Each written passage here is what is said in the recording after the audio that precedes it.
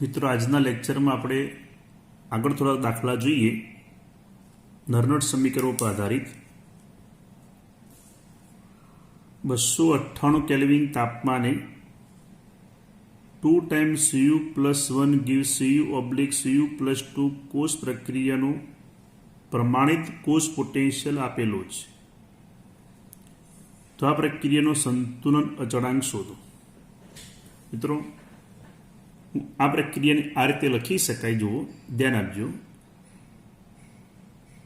Cu plus 1 plus Cu plus 1 2 time હતા.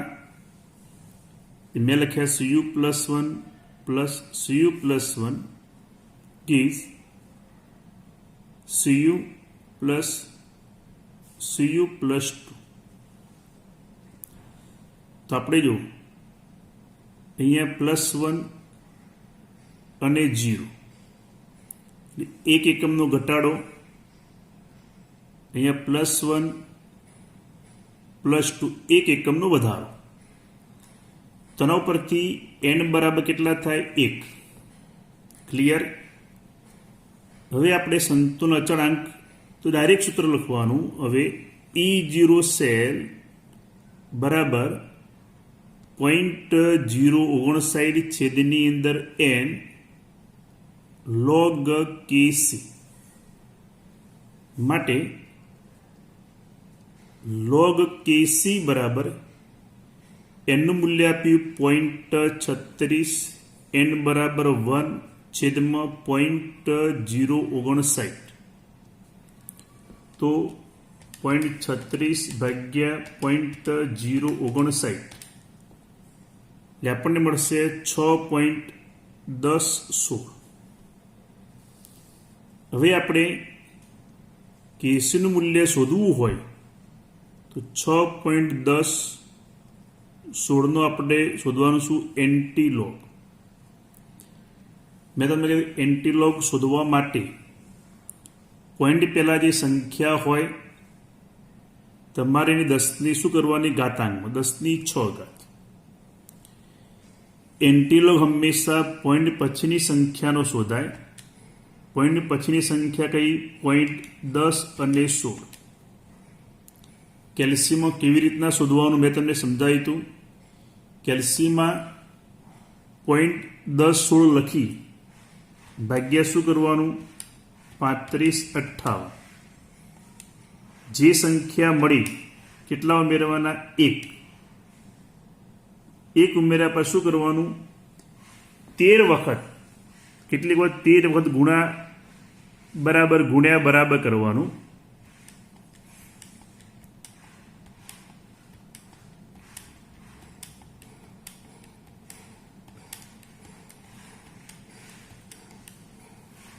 તો આપણને મળશે એ 1.2635.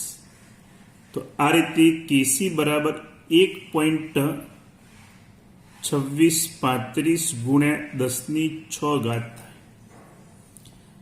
હવે કેટલાક દાખલા આપું, તમારે એ ઘરે ગણવાના છે. પહેલો, 25 ડિગ્રી સેલ્સિયસ તાપમાને એક વિદ્યુત રાસાયણિક કોષનો ઈ સેલ 1.20 વોલ્ટ છે. તો આ પ્રક્રિયા તો આ કોષનો 30 ડિગ્રી સેલ્સિયસ તાપમાન ઈ સેલ કેટલો થશે? પ્રયત્ન કરજો. બીજા જે દાખલા જે રહ્યા એ આપણી બુકમાં સ્વાધ્યાયના દાખલા છે. તમને આજે વિદ્યુત રાસાયણિક કોષ આપ્યો એનો EMF ઇલેક્ટ્રોમોટિવ ફોર્સ એટલે ઈ સેલ શોધવાનું.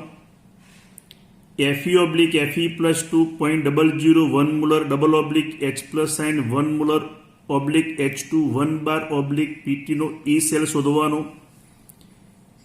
Sn/Sn+2 0.050 molar /H+1 0.020 molar H2 1 બાર PT નો ઈ સેલ શોધવાનો. Mg/Mg+2 0.05 molar Cu+2 0.002 molar Cu નો EMF શોધવાનું. આ બધા જ પોટેન્શિયલના મૂલ્યો શોધવા માટે તમારે જે પ્રમાણિત રિડક્શન પોટેન્શિયલની જરૂર પડે એ બુકમાંથી તમારે જોઈ લેવાના.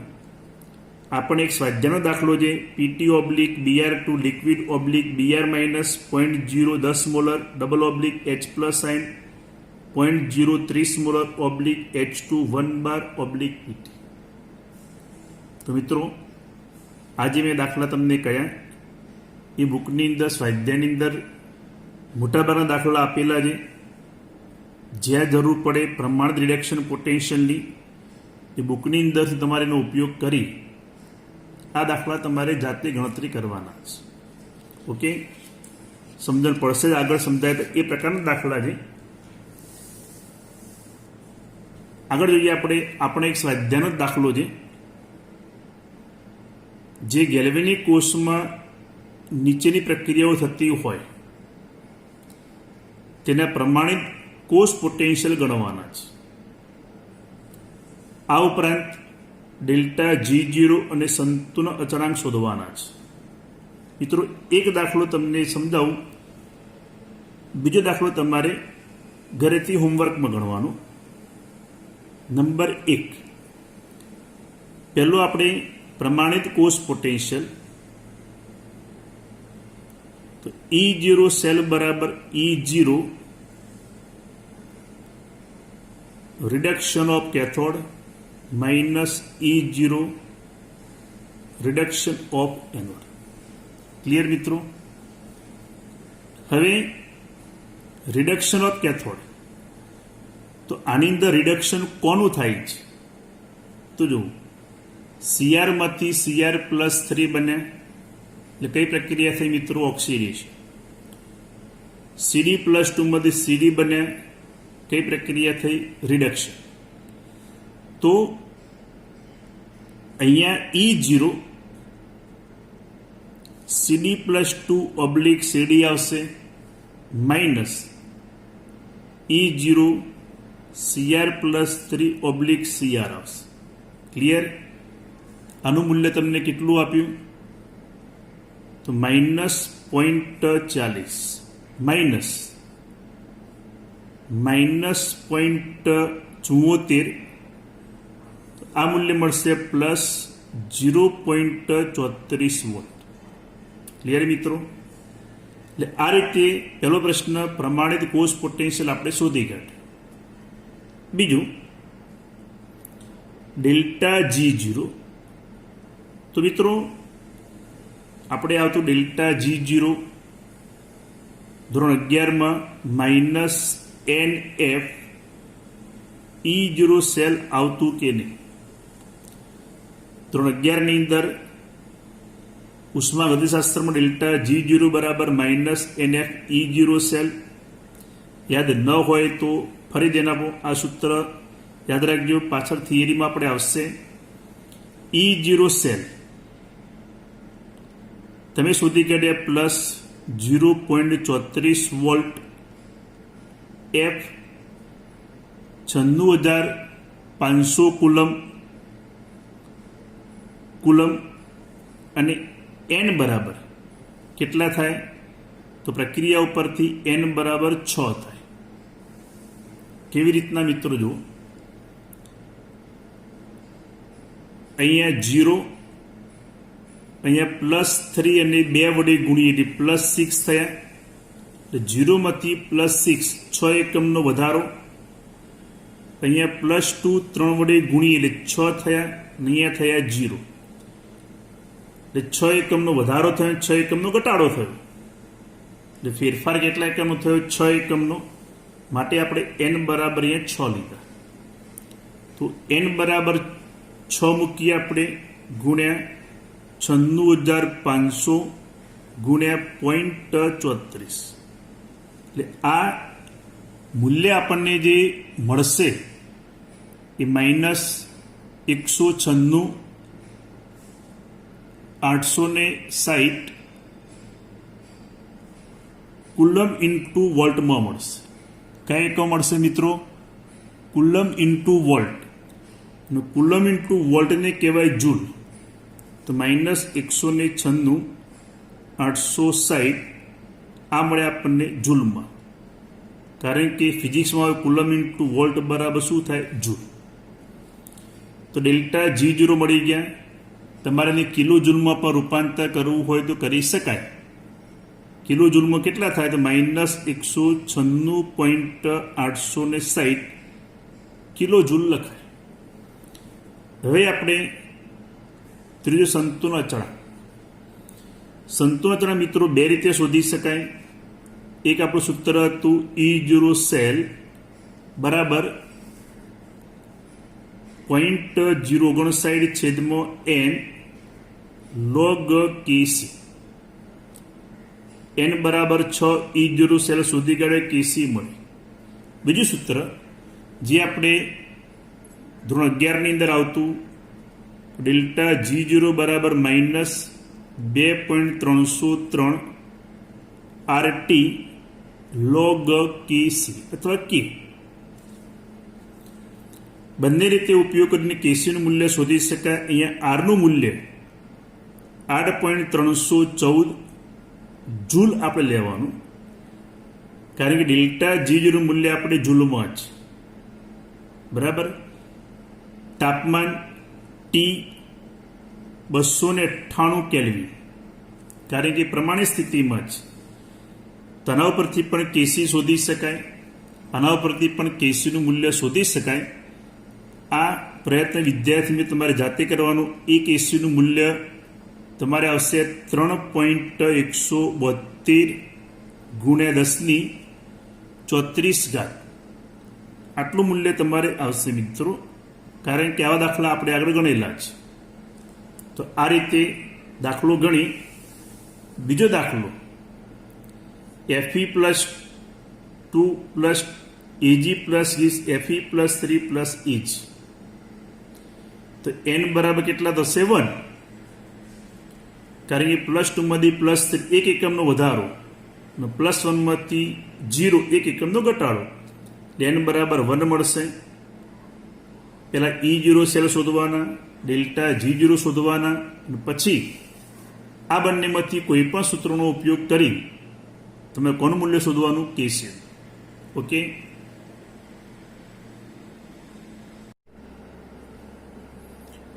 તો આગળ દાખલો જોઈએ આપણે. E0 Cu/Cu+2 કઈ પ્રક્રિયાથી ઓક્સિડેશન, એનું મૂલ્ય આપ્યું -0.34 વોલ્ટ. અને E0 Cu+2/Cu+1 કઈ પ્રક્રિયાથી રિડક્શન, 0.16 વોલ્ટ હોય તો E0 Cu/Cu+1 નું મૂલ્ય કેટલું થાય? દાખલામાં ખાસ ધ્યાન આપજો. આપણને પહેલું જે મૂલ્ય આપીએ એ પ્રમાણે Cu માંથી Cu+2 અને 2 ઇલેક્ટ્રોન ગુમાવે. ક્લિયર મિત્રો? તો Cu માંથી Cu+2 કઈ પ્રક્રિયાથી? ઓક્સિડેશન. તો ડેલ્ટા G01 બરાબર આપણે સૂત્ર કહ્યું કે ડેલ્ટા G0 બરાબર -NF E0 સેલ. તો પહેલી પ્રક્રિયા માટે n બરાબર થયા 2 ગુણ્યા F. E0 સેલ આપ્યા -0.34, માટે આ મૂલ્ય કેટલું થયું? +0.68 ફેરાડે થયું. બીજી પ્રક્રિયા કે Cu+2 પ્લસ 1 ઇલેક્ટ્રોન સ્વીકારી સમરૂપાંતર થાય Cu+1. તો ડેલ્ટા G02 બરાબર -n બરાબર 1 ગુણ્યા F. આ મૂલ્ય આપણને કેટલું આપ્યું? 0.16 ફેરાડ. તો આ મૂલ્ય કેટલું થયું? -0.16 ફેરાડે થયું કે નહીં? તો મિત્રો આનો કરી દઈએ આપણે સરવાળો.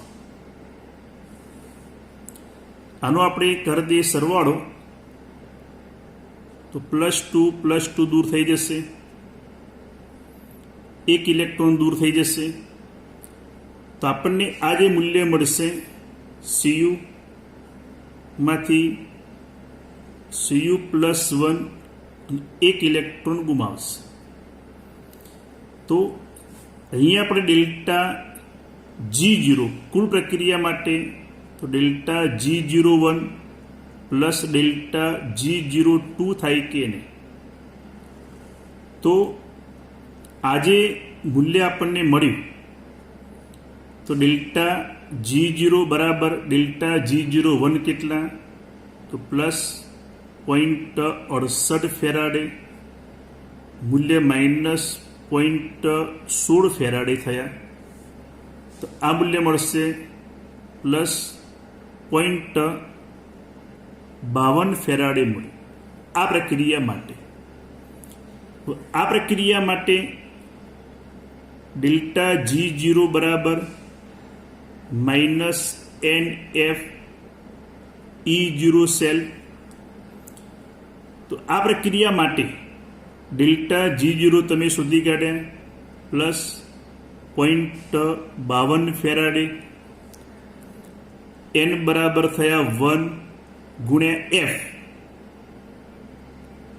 ગુણ્યા E0 સેલ. તો આપણને E0 સેલ કેટલા મળશે -0.52 વોલ્ટ. એટલે કઈ પ્રક્રિયા થઈ?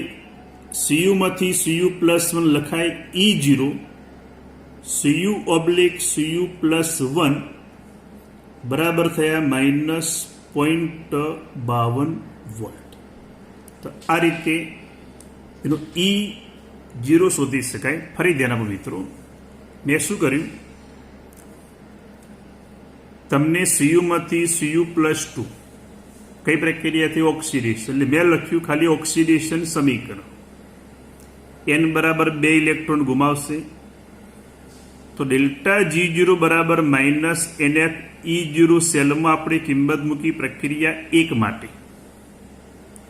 n બરાબર 2, Fની કિંમત મૂકતા નથી અને E0 સેલ તમને આપ્યા હતા એ જ આપણે મૂક્યા -0.34, તો +0.68 ફેરાડે થયા. બીજું આપ્યું +2 માંથી +1, તો શું લખ્યું +2 માંથી +1 એક એકમનો ઘટાડો થયો, તો એક ઇલેક્ટ્રોન સ્વીકાર્યા. તો ડેલ્ટા G02 n બરાબર 1 ગુણ્યા F તમને આપ્યા 0.16 વોલ્ટ, એટલે -0.16 ફેરાડે થયા. હવે આપણે આ બંનેનો કરી દો સરવાળો. તો અહીંયા પણ બંનેનો કરી દો સરવાળો. ડેલ્ટા G0 આપણને આ પ્રક્રિયા માટે મળે. +2 દૂર થઈ ગયા, 2 ઇલેક્ટ્રોન હતા, 1 ઇલેક્ટ્રોન હતા, 1 ઇલેક્ટ્રોન અહીંયા રહેશે, Cu અહીંયા +1. તો Cu માંથી Cu+1 આ બંનેનો સરવાળો કરવાથી આપણને મળે. તો આ બંનેનો કરી દઈએ સરવાળો, તો ડેલ્ટા G0 મળી જશે. ડેલ્ટા G0 +0.52 ફેરાડે થયા મિત્રો. હવે આ પ્રક્રિયા માટે ડેલ્ટા G0 બરાબર -NfE0 સેલ. ડેલ્ટા G0 આપણને આ પ્રક્રિયા માટે મળ્યા +0.52 ફેરાડે, એનું મૂલ્ય 1 ગુણ્યા F E0 સેલ. તો E0 સેલ મળ્યા -0.52 વોલ્ટ. કઈ પ્રક્રિયા માટે? Cu માંથી Cu+1 માટે. તો E0 Cu/Cu+1 એ આપણને મળ્યા -0.52 વોલ્ટ. ક્લિયર મિત્રો? આના જેવો દાખલો જુઓ.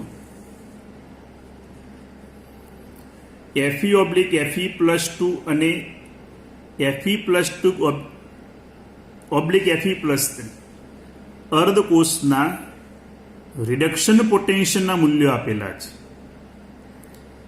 તમને ભલે અહીંયા ઓક્સિડેશન તમને અવસ્થા દેખાતી હોય, પણ તમને મૂલ્યો કયા આપ્યા? રિડક્શન. તો રિડક્શનમાંથી ઓક્સિડેશનમાં કેવી રીતના જવાય? તો પ્લસનું માઇનસનું શું થાય? પ્લસ થઈ જાય. બહુ સિમ્પલ છે.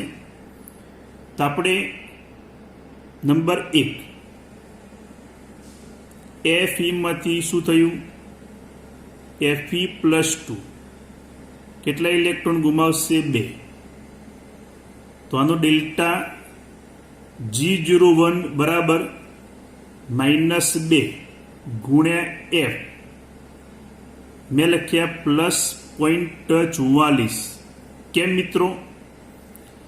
કે આ મૂલ્ય તમને રિડક્શન આપેલું છે. આપણે શું કર્યું? ઓક્સિડેશન. તો રિડક્શન માઇનસ તો ઓક્સિડેશન શું થાય? પ્લસ થઈ જાય. માટે આ મૂલ્ય મળશે -0.88 ફેરાડ. ક્લિયર મિત્રો? નંબર 2 Fe+2 માંથી Fe+3 થયા. મિત્રો વધારો કે ઘટાડો? વધારો. કેટલા એકમનો? 1 એકમનો. તો 1 ઇલેક્ટ્રોન, તો ડેલ્ટા G02 બરાબર -1 ગુણ્યા F. આ મૂલ્ય તમને કયું આપી દીધું? રિડક્શન. આપણે શું કર્યું? ઓક્સિડેશન. તો -0.77 થાય. તો શું થાય? અહીંયા પ્લસ 0.77 ફેરાડે થયા. ક્લિયર મિત્રો? હવે કરી દઈએ આપણો સરવાળો આનો. તો +2 દૂર થઈ જશે. તો Fe માંથી Fe+3 2 1 3 ઇલેક્ટ્રોન. આનો કરી દઈએ આપણે સરવાળો. ડેલ્ટા G0 બરાબર -0.88 ફેરાડે પ્લસ 0.77 ફેરાડે. તો આ મળશે -0.11 ફેરાડે મળ્યા કે. હવે આપણે આ પ્રક્રિયાનું ડેલ્ટા G0 બરાબર -NF E0 સેલ.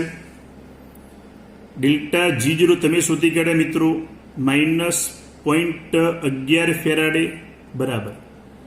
n કેટલા થયા? 3 ગુણ્યા F ગુણ્યા E0 સેલ. તો F દૂર થઈ ગયા.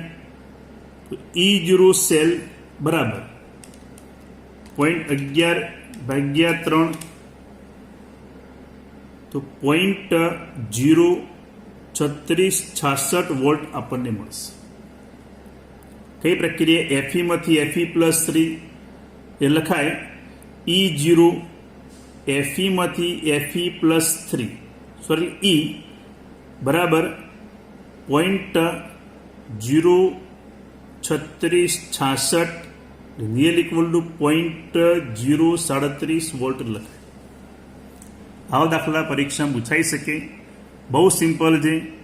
ખાલી આ બંનેનો કરી દઈએ સરવાળો, ડેલ્ટા G0 મળે. આ બંને પ્રક્રિયાનો કરી દઈએ સરવાળો, તો આપણે જે મૂલ્ય શોધવાનું એ મળશે.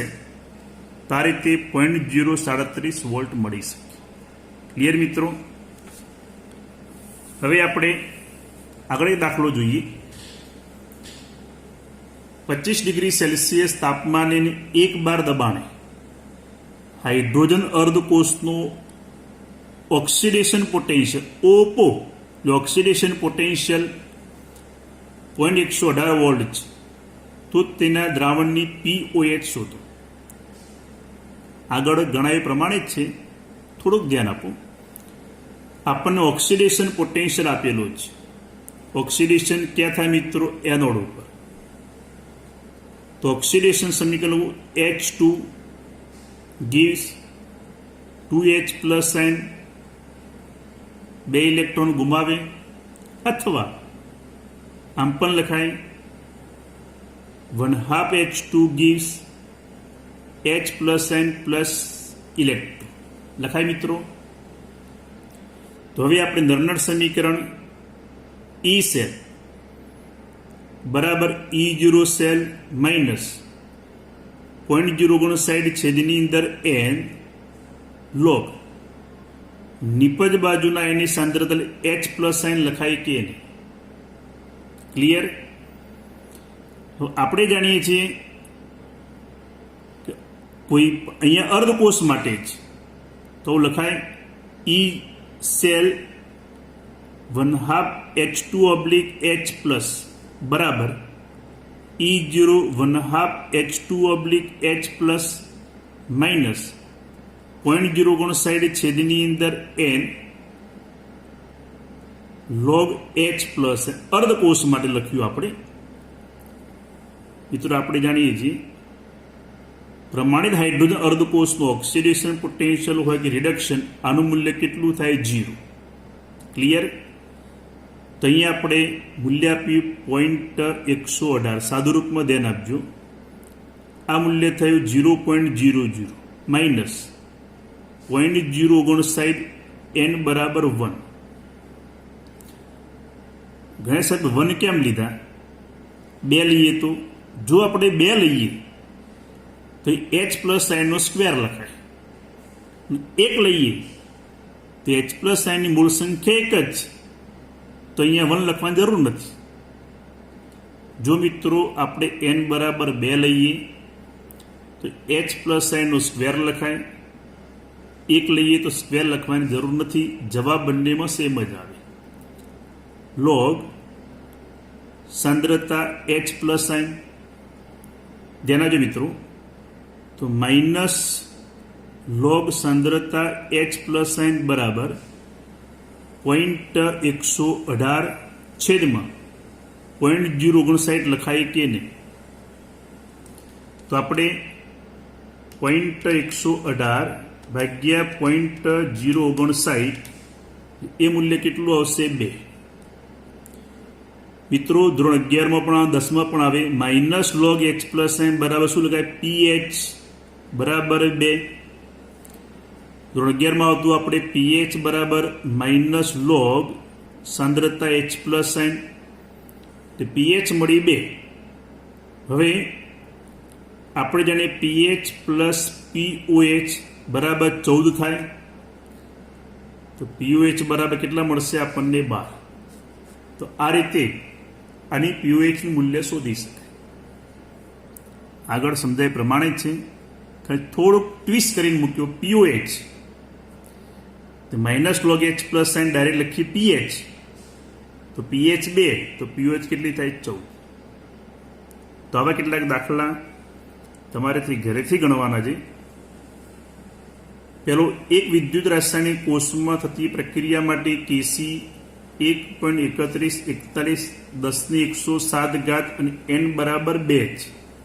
તો E0 સેલ શોધવાનો 3.16 વોલ્ટ જવાબ આવશે તમારે. એક વિદ્યુત રાસાયણિક કોષમાં થતી પ્રક્રિયા માટે Kcનું મૂલ્ય આપેલું છે, E0 સેલ આપેલા છે. તેનું મૂલ્ય કેટલું થાય એ શોધવાનું. જવાબ આવશે n બરાબર 4. આ પ્રક્રિયા માટે Kc ની 20.2537 સાદું રૂપમાં તમારે ધ્યાન આપવાનું છે. n બરાબર 2, તો E0 સેલ કેટલા થાય શોધવાના. 0.26 વોલ્ટ આવશે મિત્રો. બીજો છેલ્લો દાખલો 25 ડિગ્રી સેલ્સિયસ તાપમાને તમને એક વિદ્યુત રાસાયણિક કોષ આપેલો છે. કોષ માટે E સેલ અને E0 સેલ અનુક્રમે તમને આપેલા છે. તો આપણે 2 દાખલા ગણાય એ પ્રમાણે તમારે આ એક્સનું મૂલ્ય શોધવાનું છે. આટલા દાખલા વ્યવસ્થિત સારી રીતે તમારે નોટની અંદર ગણી કાઢજો, જેથી કરીને ગમે ત્યારે પણ દાખલા જોઈને રિવિઝન કરી શકાય. ઓકે મિત્રો.